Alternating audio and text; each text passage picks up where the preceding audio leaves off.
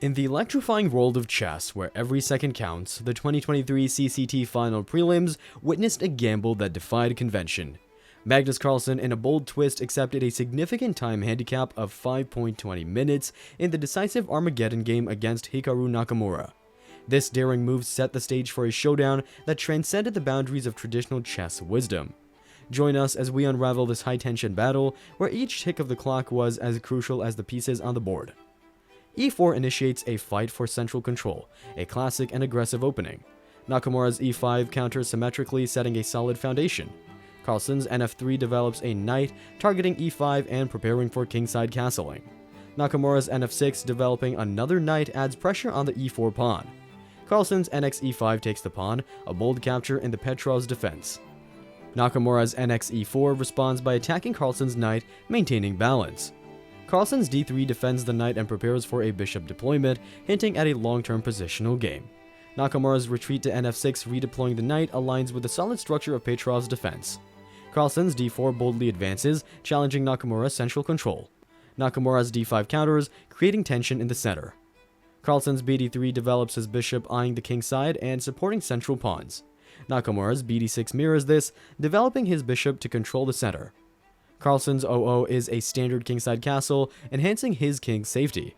Nakamura's 00, also castling kingside, equals the safety maneuver. Carlsen's bf4 targets Nakamura's bishop, intensifying the center control battle.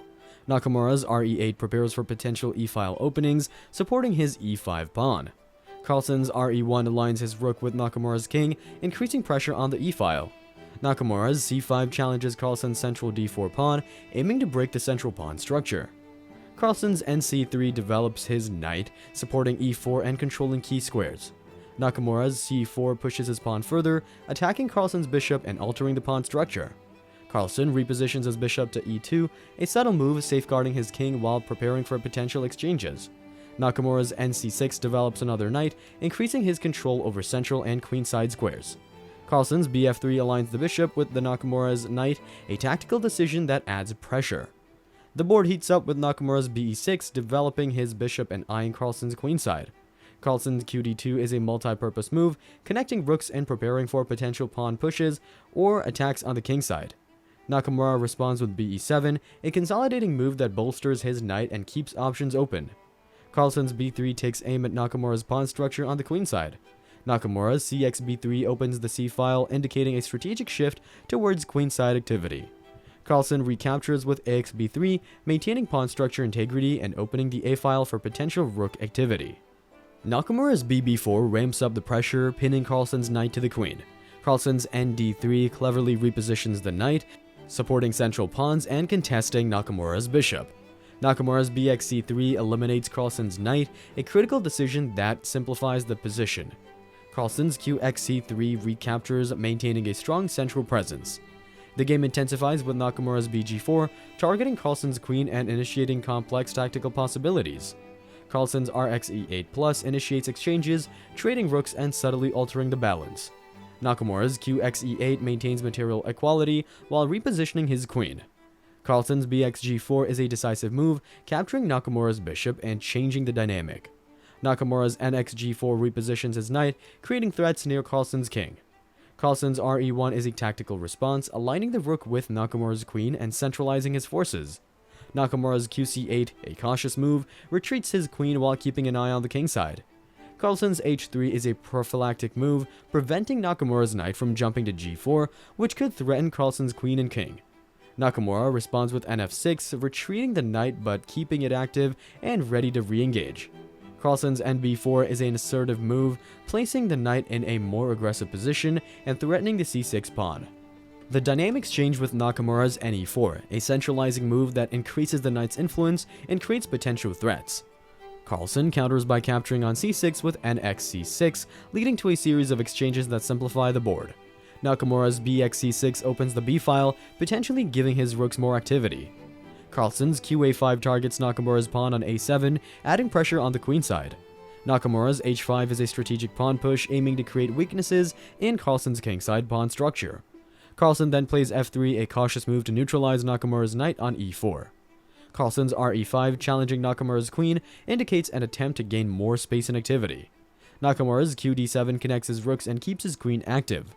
Carlsen's QE1 is a subtle repositioning, potentially eyeing the kingside for future attacks. The tension escalates with Carlsen's QH4, applying pressure on Nakamura's knight. Nakamura's RE6 shores up the defense around his knight. Carlsen's QG5 is an aggressive move, intensifying the pressure on Nakamura's position.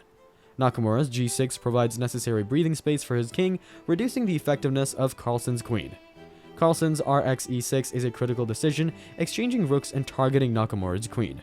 Nakamura's QE6 recaptures, maintaining material balance but facing the challenge of Carlsen's active queen and rook. Carlsen's BE5 is a pivotal move, centralizing his bishop and targeting Nakamura's knight. This sets a tone for aggressive play in the endgame. Nakamura's NE8 repositions his knight, possibly preparing to reroute to more active squares. Carlsen's QH6, a menacing move, threatens Nakamura's kingside and sets up potential mating nets. Nakamura plays F5 to provide his king some breathing space and block the influence of Carlsen's queen and bishop. Carlsen's QH8+ forces Nakamura's king to F7, starting a series of checks. Carlsen's QH7+ then pushes Nakamura's king back to F8. These moves demonstrate Carlsen's attempt to exploit Nakamura's somewhat exposed king. Carlsen's QXA7 captures a pawn, shifting focus to material gain. Nakamura's NF6 is a defensive move, reactivating the knight and guarding key squares. Carlsen's QC7, moving the queen to a more centralized position, keeps pressure on Nakamura's pawns and restricts his king's mobility. Nakamura's KE8 is a cautious king move, aiming to escape potential checks. Carlsen's KH2 is a prophylactic move, safeguarding his own king from any back rank vulnerabilities. Nakamura's H4 is an aggressive pawn push, aiming to create weaknesses in Carlsen's kingside. Carlsen's BD6, a strong bishop move, places more pressure on Nakamura's position. Nakamura's QD7 aligns the queen for defense and possible counterplay. Carlsen's QB8+ checks the king, forcing Nakamura's queen to D8. Carlsen's QXD8+ then captures the queen, a significant material gain. Nakamura's KXD8 is forced, capturing Carlsen's queen, but leaving Nakamura at a material disadvantage. Carlsen's BF4 is a strategic move, placing the bishop on an active square, and Nakamura responds with NH7, repositioning his knight. Carlsen's BD2 aims to regroup his pieces more effectively. Nakamura's KD7 moves his king towards the center, a common endgame strategy for king activation. Carlsen's BE1 is a subtle repositioning, potentially targeting Nakamura's advanced H4 pawn. Nakamura's G5 is an aggressive pawn push, aiming to create a passed pawn on the kingside. Carlsen's F4 challenges Nakamura's pawn structure. Nakamura captures pawn with GX F4, opening up lines on the kingside. Carlsen's BX H4 is a crucial move, capturing Nakamura's advanced pawn and securing a material advantage. Nakamura's KE6 centralizes his king, crucial in endgame play. Carlsen's KG1 begins a king walk, aiming to support his pawns and pieces in the endgame. Nakamura's KF7 brings his king closer to the action. Carlsen's KF2 continues the journey of his king towards the center. Nakamura's NF8 is a defensive knight move, aiming to regroup and challenge Carlsen's pieces. Carlsen's KF3 advances his king further, taking a more active role in the endgame. Nakamura's NE6 centralizes his knight, but Carlsen's C3 solidifies his pawn structure, preparing to advance. Nakamura's KG6 moves his king to support potential pawn advances. Carlsen's BE1 tactically repositions his bishop, aligning with his pawns and king. Nakamura's NG5+ is a check, forcing Carlsen's king to move. Carlsen's KXF4 captures the knight, resulting in a significant material advantage.